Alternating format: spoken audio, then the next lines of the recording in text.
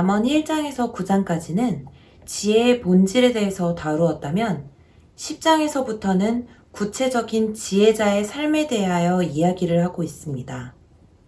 본문은 모든 인류를 의인과 악인, 지혜로운 자와 미련한 자로 나누고 구분짓고 있음을 볼 수 있습니다. 사실 누구나 의인과 지혜로운 자로 살기를 원하지만 이 세상은 악인과 미련한 자도 존재합니다.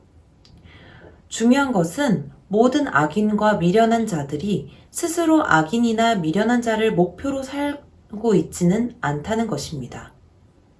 나름대로는 열심히 부지런히 살았고 무언가를 이루기 위해 애쓰고 노력했지만 그 결과가 악인이며 미련한 자가 됐던 것입니다.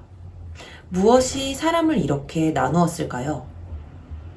본문의 의인과 악인을 나누는 가장 중요한 기준 중 하나는 때입니다.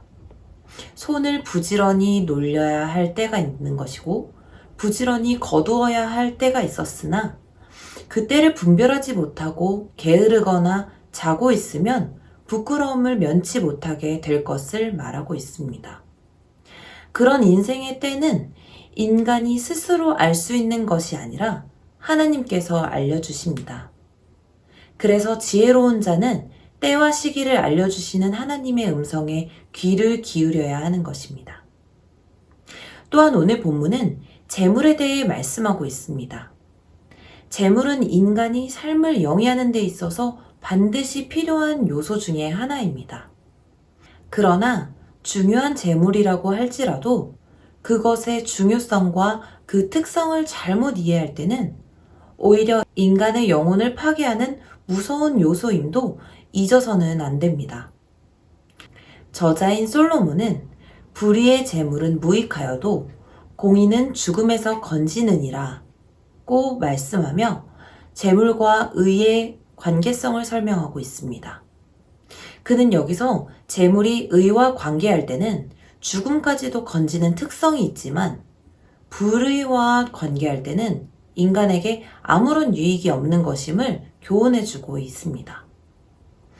재물이 인간 생활에 유용한 것이라고 해서 수단과 방법을 가리지 않고 획득해서는 안 된다는 것을 이야기해주고 있는 것입니다.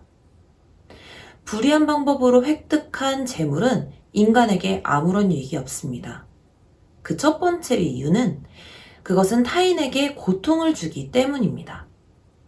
불의한 방법으로 재산을 모으는 것은 타인을 속이거나 이용하여서 탈취하는 행위를 의미하기 때문에 그것은 하나님 앞에서 악을 쌓아놓는 것이 되는 것입니다. 둘째는 그것이 자신에게 고통을 주기 때문입니다. 자신의 삶의 유익을 위하여 취득한 재물이 오히려 자신에게 고통을 안겨준다는 것은 어떻게 보면 모순 같기도 합니다. 그러나 그가 행한 일은 바로 죄이기 때문에 그 결과는 반드시 멸망이라는 것을 성경에서는 분명히 말씀하고 있습니다. 따라서 우리는 이러한 교훈을 받아들여 참되고 성실하게 재물을 획득하고자 노력해야 할 것입니다. 마지막으로 오늘 본문은 자신과 타인을 향한 말의 영향에 대해서도 말씀하고 있습니다. 비록 좋은 말을 할지라도 마음에 미움이 있으면 지혜로운 말이 아닐 것입니다. 사실을 그대로 말할지라도 그 마음에 미움이 있으면 지혜로운 말이 아닐 것입니다. 말도 훈련되어야 한다는 것입니다.